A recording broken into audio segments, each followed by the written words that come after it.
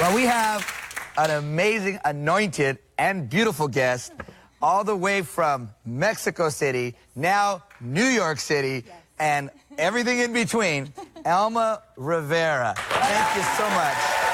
So much. I mean, you got the enough personality for 10 people. I mean, just God's favor is all over your life. But when you sat here right now, I heard a word in my spirit. I had a word of knowledge, and I heard the word faithful, that I'm faithful to her. And I want you just to share some of the testimony that God has brought you, literally, you could say from here to here. Yeah. God, just, the floor is yours, honey. Yeah, well, thank you so much for having me. Of course, it's a of course. pleasure to be here with such a beautiful crowd. My goodness, yeah. I am, first of all, you can tell my accent is heavy. Okay? I am Mexican. Arriba, Mexico. And it's a great accent, by the way. You wear it. You wear it well. You're like, it's almost like a actress singer or something, you know, like. I know where you're going. Yeah, you know. Yeah, okay. We'll leave it there. Okay, go ahead. Well, they tell me that I'm the Christian version of Sofia Vergara. Yeah. I know. She has a heavy accent. Yeah, but it's cool. But no me. Yeah, it's cool. Okay, So I got married 10 years ago with an American guy, the best guy in the world. I got it. So his name is Richard Rivera. He's American. Okay. And basically, I got married and he brought me to New York. Basically, he imported me here.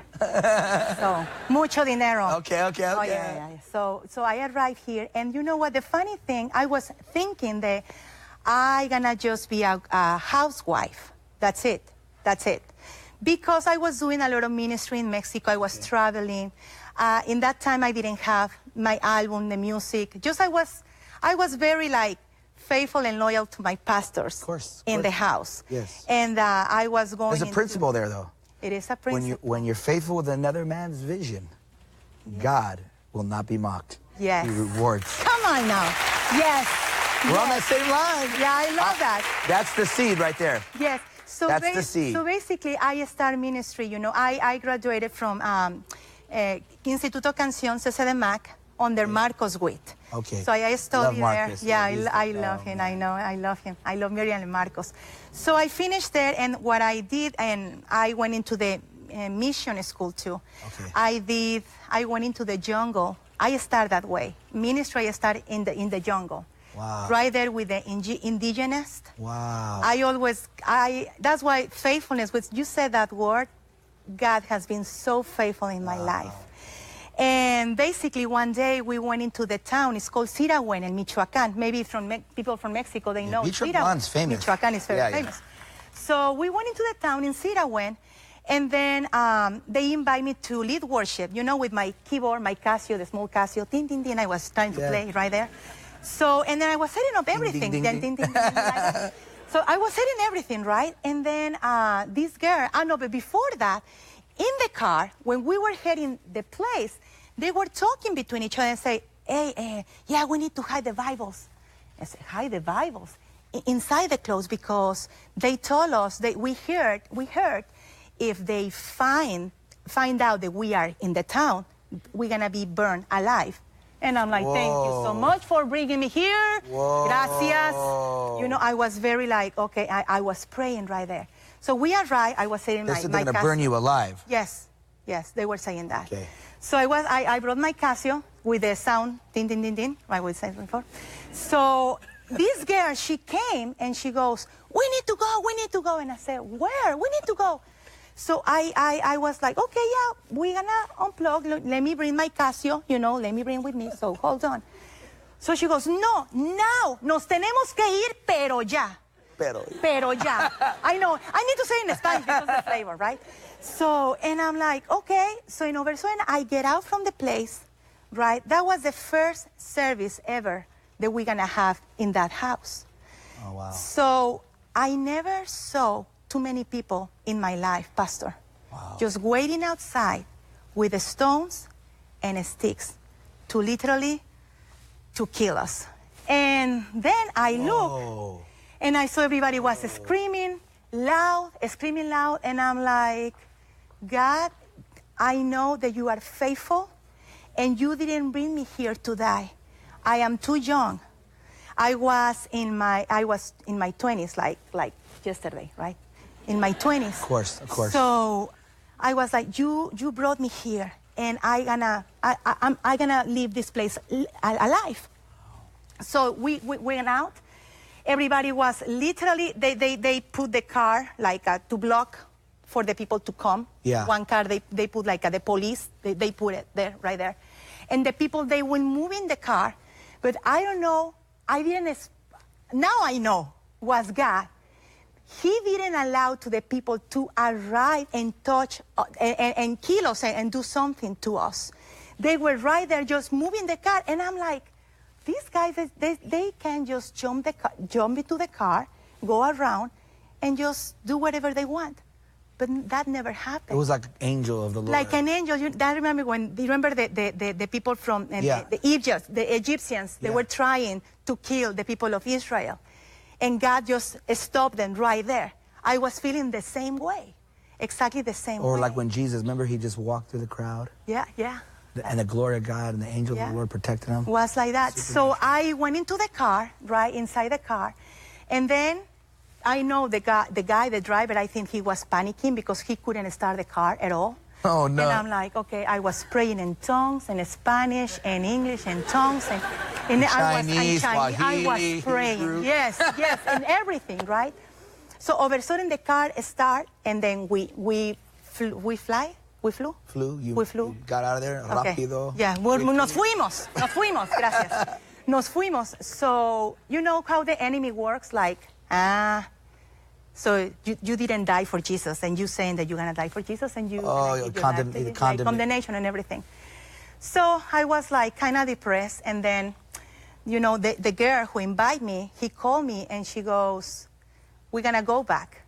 You want to come? And I said, yes, next time I'm going to bring my sneakers and my pants because I'm going to run. So we went there, and we were just preaching the gospel of Jesus, you know, in the middle in the jungle, you know, in those rivers, like when it's no good water. So I was singing there a cappella with no band, with no instruments, with nothing. So I like that because that's kind of like where we started too. Yeah. When I got saved, basically, I lived in maybe a bedroom about the size of this little wood here. I lived there for almost 5 years. Wow. And because where I came from, the devil, I was demon possessed. And so when the devil came out of me, he took my ability to read and write and speak. So God had to train me how to read, write, and speak. And I learned in those early years how to be faithful. And I wasn't the smartest. I get a little emotional because God's good. He is. But he doesn't look because you're the smartest or the best qualified. No. But if you're faithful in the least, God, I feel the presence of the Lord. Yes. God will give you much. And honey, I could sense it. And I heard it when you sat down. I barely met you today, but God said, I'm faithful to her. And it's beautiful what you said, because, you know, with I think my limitations, the English. So God, he told me, you open your mouth and I'm going to fill it up. So when I got married, I completely forgot about I'm going to be a housewife because I wait a lot for my husband, like a lot. Okay, he was taking forever. So finally he arrived, and then I said, you know what, my first ministry is I'm gonna be a wife, but God has another plan. And when I arrived to this country, I didn't speak English at all, 10 years ago. I was so afraid to go into the store. I was walking into the store with my head down because I don't want anybody to speak to me, because I was afraid to speak in English. So now to see how God has been so faithful, it doesn't matter what is your limitations. It doesn't matter if you can speak and you feel like that. You are not qualified to do it. You know, when you believe that you have a call in the area that God place you right now, He's going to bring the resources. He's going to put the right words in your mouth, like the way He's doing it right now with me. I never imagined to have an album in English in my life, or writing my songs in English, or preaching in English. I just preached like 3 weeks ago in a conference for 1,000 people, preaching in English. And, you know, So it's like, I got this word. And I want you to pray for people, because somebody's in a season where they're being faithful and the devil's lying to them to get out of that season. But the word I got was, whatever a man sows, he's going to reap. God is not mocked. Whatever you sow, you'll reap. And if you don't quit, in due season, you'll get a harvest. Yeah. I want you to talk to somebody in that camera yeah. who's being faithful in the little, and their due season's on their way. And you're a living testimony that due season comes. Could you please pray? I am a living testimony, believe me. When I arrived to this country, I didn't speak English at all. And I was feeling so afraid and with a lot of fear, because that is the place that the enemy wants to keep you right there. Like, you can do this.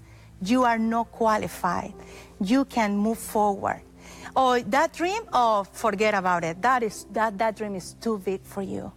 But when you trust and believe in the promises of God, and when you trust and believe not in your limitations, because He is strong. And remember what the word says?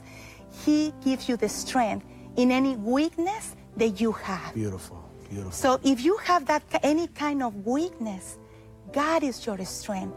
And nobody can take the credit of that, just God. So believe, move forward, and if God did it with me, I believe that God can do it with you. Well, now I'm hearing this theme. God's gonna get the glory. Yes. God's gonna get the glory. Yes. Well, now we're gonna go ahead and go to a salsa promo here, and I think you know, let me tell you about TBN Salsa. I'm just gonna speak to you about this. You know, God has raised this network up for a purpose and for a reason. So voices like this can be platformed to encourage you and your family. Call your local cable network. Encourage them to bring this to your area, because this here needs to be heard on another level.